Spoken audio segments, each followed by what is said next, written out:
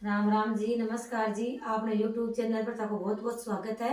आज मैं थाने झुंझार जी और आज को गीत सुनावा हाँ, तो सुनो फिर और कमेंट में लिखकर बताया कि किसी को लगे।